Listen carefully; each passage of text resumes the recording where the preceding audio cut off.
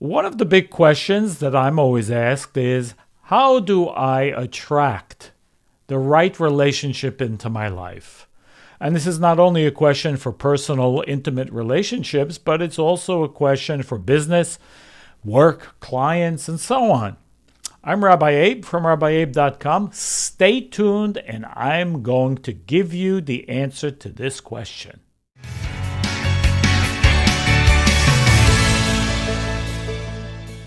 The question is, how do we draw the right person into our life? Again, we're focusing on the intimate relationships in our life. And we're assuming we're looking for something long-term. Because the short-term relationships in our life, we don't have to do anything particular. Yeah, it's clear to us that, or it should be clear to us, what our desires are from the beginning. In other words, are we looking for a short-term relationship that's just for fun?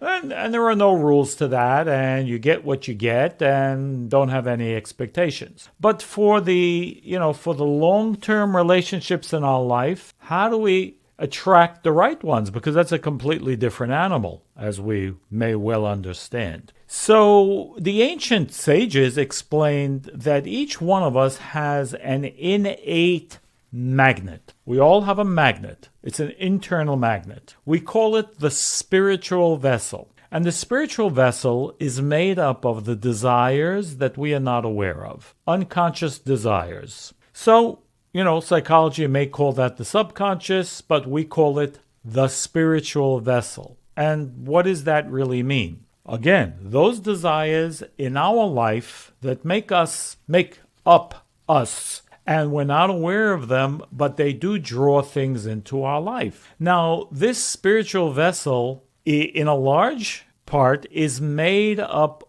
also of many things, but mainly the experiences that we have in our life that also create other desires. So, for example, if you're in the space program, your experiences are creating desires for you, certain desires and certain motivations in your life, and the things that have to do with the space program. But, if you're a babysitter, you have other sets of desires that are associated not only with your work, but your environment that sets you in. And therefore, it's important in a relationship that you're going to have those things that you can have not necessarily in common, but that you can relate to with the other individual, okay? Because someone who's in the space program may have an issue with, or not an issue, but may have too much of a difference than with someone who is a babysitter, and probably they're not going to get along. So what we want to learn from this is that attraction has a lot to do with where we are. Now, many people are not settled in their life, and they're not just not ready for a relationship, a long-term relationship, because if you're not settled in your life, doesn't matter, right? So you can take anything that comes along. But if you're looking for something long-term, you want to be sure that that relationship will match your vibration, match your energy. How do we do that? Well, first, we have to know where we are. We have to be settled.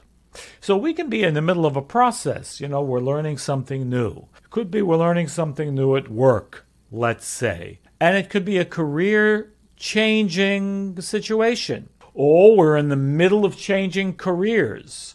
Or we're in the middle of, moving out of our parents' house. So when we're in the middle of big changes, that's probably not the time to be on the lookout for a long-term relationship. Why? Because you just don't know where you are right now. You're not settled. And if you're not settled in your energy, you can attract the person who's also not settled in their energy, and you could be going in two completely different directions. So while you may even get along initially, long term, it might not work out. So I hope this principle is understood.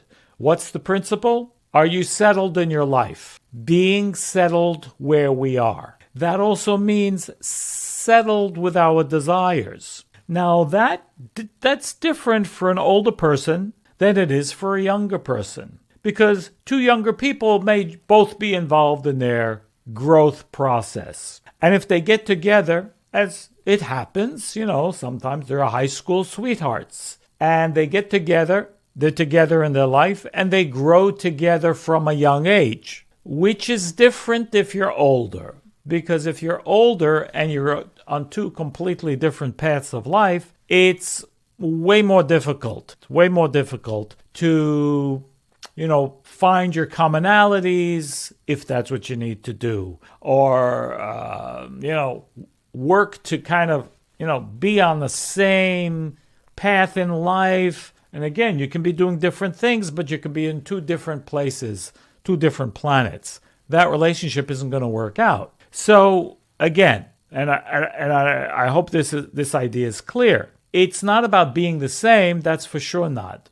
But, it could be easier for some people as you get older because you're more settled. You're more settled. You know who you are. You know where you are. You know what to expect from your life. And it's easier to get together with someone who's also in that space. Again, even if you've come from different places, but you're both settled. That's already a place, okay? If you're, again, a younger person, it's more difficult to figure out. But it is, I think, even more so important because it's important to know where you are and who you are. And that, especially today, is more difficult because so many things are changing, so many ideals are changing, people have different ideas and ideologies about things. And again, not that we've had that, not had that in the past, but today they're way more polarizing. And so that's not a good ingredient necessarily, unless you're a super spiritual person and those differences aren't going to affect you. So it's an important factor in the relationship, okay? When you are settled, so here's where, the attraction comes in. When you are settled and your desires are also settled in what you're about and where you are and in who you are, you can then attract an individual into your life. It's the same in business, by the way. When your business is settled, when you're busy growing in a business, you don't know exactly what direction you're headed in. I mean, you should know. You should have a better idea, but, after a couple of years, it's usually the break-even point of a business is approximately 2.5, 3 years, something like that. Why is that? Because you're still finding your legs. That's why. You're still trying to understand what works for you, what doesn't work for you. And once you get the routine in, once you begin to get the understanding in, now it's time to attract clients. And you most likely will. As long as your idea is good, as long as there's a need for what you have to offer, you'll begin to get clients. But remember, those clients are also operating with your energy. You attract clients. We attract the relationships in our life. Same with friendships. It's absolutely the same. We will attract people as friends also who can relate to us. What does it mean? What is a friend? Do you like your friends? What do you say to a friend? I like you, right? Do you like your friends? Well, if you do, I like you. Think about the expression even. I like you. Me is like you, right? We have to be somehow alike, which means we can relate. That's why we've attracted each other to each other, because somewhere we are alike. And similarities do attract, contrary to, opposites. No, opposites don't attract. Again, if you saw the video on opposites, opposites can attract, but differences never attract, okay? But then you need to go back and watch that video to understand what an opposite is. An opposite is really the same. It's not different, okay? It may be opposites well, you go back and watch that video. I'm not going to go into it again, okay, in order to understand that. But similarities attract. That's the rule. It's a spiritual rule and it's a physical rule in life. Similarities in anything will always attract. So you have to know where you are first to know what you're similar as. And this is not a conscious process. It's not something that I need to think about. It's just, I really need to understand where I am. And knowing what you're ready for and knowing what you're not ready for is also very helpful. Because if I know I'm not ready for a relationship, the paradox is it begins also to get me ready, okay? It's like, don't be in denial. If you know where you are, know where you are. Whether you're ready, whether you're not ready, okay? And again, if you're younger, that's okay. Because a similarity could be we're both not ready.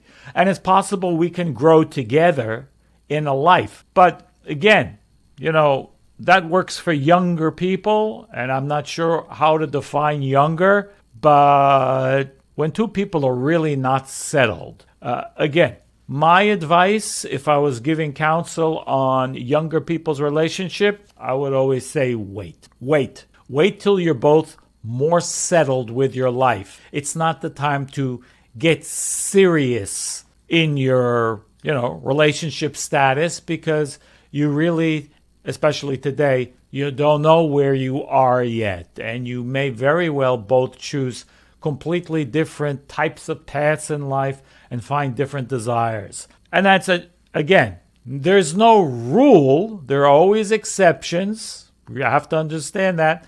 Always exceptions to the rule. But generally, that does hold true. I hope this video has been helpful to you in understanding what attracts, how we attract the right person. There's no such thing really as the right person. There can be many right people. There's what's right for you. It can be right for this time. But if you're really looking for long term, there has to be someone who is right for you for your life. Listen, it's not for nothing that so many relationships don't work out because, people simply don't follow the rules of relationships. There definitely are rules. And if you want to know more about this, go to rabbieabe.com, contact me personally, and I can help you on that journey of creating the right place for the right person in your life. Be blessed. Thank you for watching the video, and I'll see you very soon on the next one.